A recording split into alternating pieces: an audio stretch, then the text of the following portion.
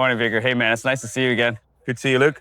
All right, we're here at the Appletree booth, and you got some exciting products for 2025 AWSI. Let's kick it off. Yeah.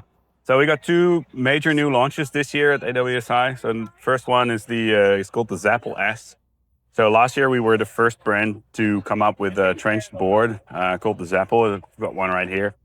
And it was really exciting.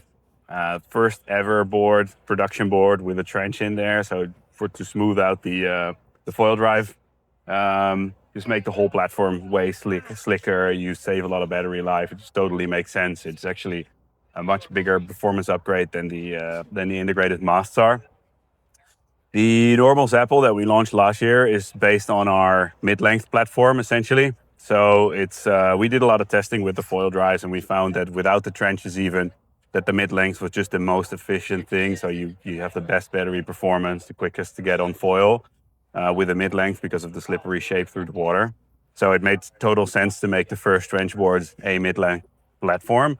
And I think for most riders, the mid-length is still the way to go. I mean, it's still the best board for if you're like intermediate beginner foil driver. A bit more volume, like the 46 or the 54 liters are our best sellers by far. For most people to get into foil driving, that's just a super easy board to get going. You know, it's stable, it's fast on foil. You save a lot of battery life that way.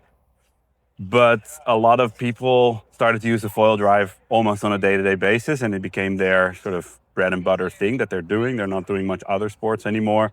And really, a lot of guys get really good at foiling, or were already good at foiling, get on foil drive. We're looking for something more compact, where even the smallest size in the Zapple still felt too long. People were saying like the battery was a little bit too far back, and you know that's there for a reason, because we designed it to be super accessible for people to start foil driving, and you don't want to have the foil too much forward. You know, you're riding a slightly bigger foil, slower foils, but we also want to cater to the high-end market, so the people that can really foil drive well, and that's why we've designed the Zapple S. So where this is a mid-length platform with a trench, this is a prone platform with a trench. That's exactly how you should see it.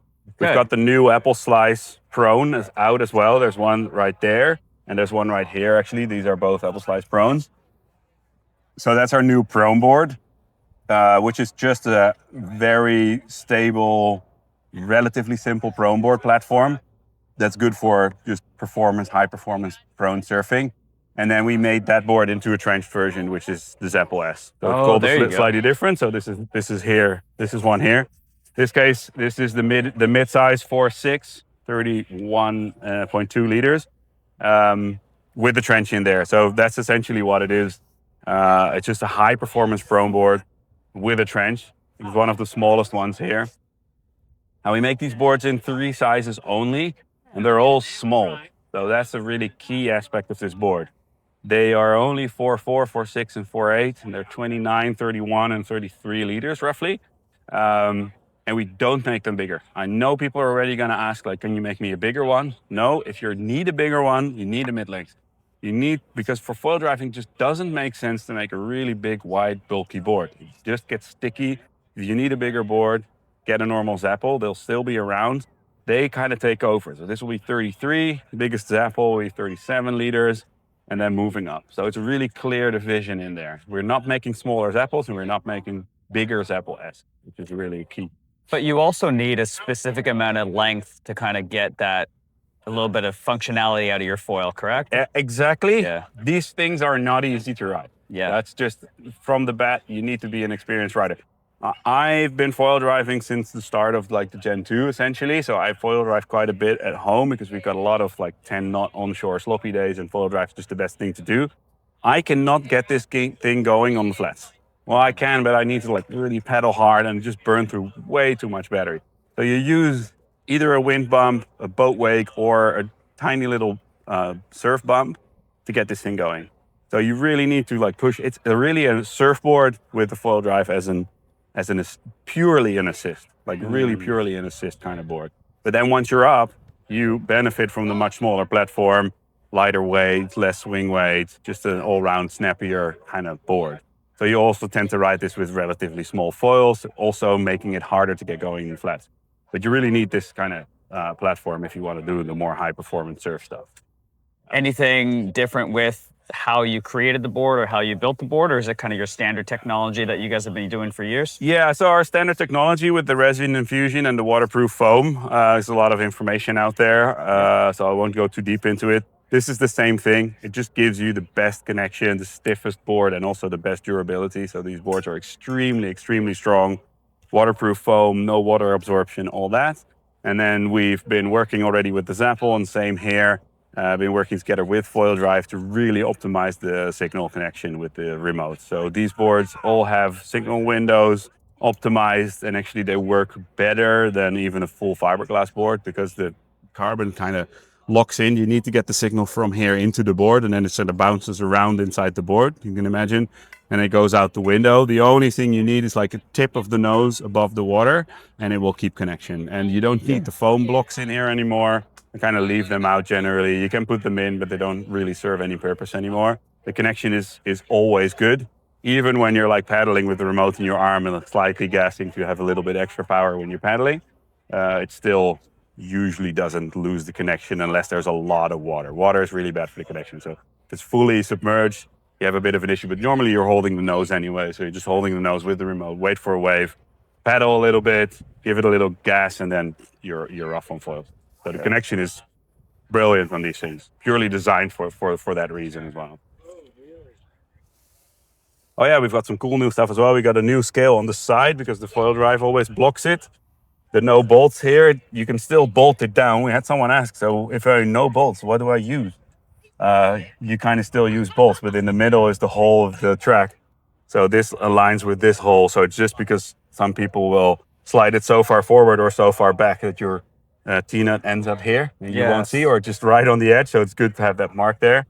And the rest just shows a centimeter scale for your position. You would probably usually ride it like around about there, but we've got enough room here to go pretty far forward.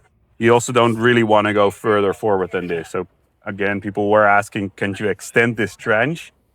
Same as like widening the trench. We've tried all that, and you really mess too much with the water flow. The really wide trenches for me don't really make any sense. Yes, you got to take this off to replace the battery, which is annoying, I understand. But at the same time, you know, it's like maybe 2 minutes of work to take this off and replace the battery. And at the same time, with the trench platform like this, you gain, 20 minutes, 30 minutes of runtime just because of the extra efficiency. So it's not really a loss that way, how I see it. And yeah, on the beach, it can sometimes be a bit annoying. At the same time, I must say, with foil driving, especially if you get better, you get better at like preserving battery life of your foil drive. My foil drive sessions nowadays are 90% one battery session. Because I can do a good hour and a half on one battery. Riding efficiently, and I've been on foil so much in that hour that I'm kind of done. My legs are shot. It's like an hour and a half of purely doing turns for me is enough. That's quite a long time. Very rarely switch to a second battery. Anyway, so. Now, quick question about trench depth. You mentioned the width, obviously, because that'll help. What about the depth? Yeah, so in the normal boards, it should be exactly the same depth as this, so it's completely smooth. In this case, you can see it sticks out a little bit. The reason is that the thickness of the track and the board, and we want to keep it thin. I mean, this is not going to make the biggest of differences. It's still a super smooth transition. You're always going to get a bit of, this is a thick mass plate, so you're always going to get a bit of resistance from that. But we try to minimize it, everything. And this is actually super cool. This is, of course, a code mass, but these new integrated masks help again.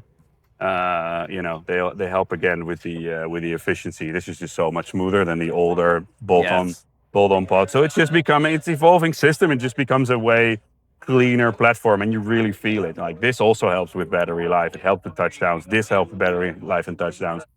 The newer batteries that Foil Drive has, the high power ones. It's just like that extends. My hour and a half sessions even on the normal battery platform, not even the high performance. The high performance I can go even longer. So it's easy. Bad. Nice looking board too. Cool, thanks. Oh yeah, this is another thing that we're working on for next year. So this is a new finish. This is all handmade. So it's not a print. This is handmade by the guys in the factory. Oh, really? If you order this, it's not online yet, but if you order this type of super funky tail dip, you get the color, you get to choose your colorway. So this is like reds. And then they make it for you. So everyone comes out different.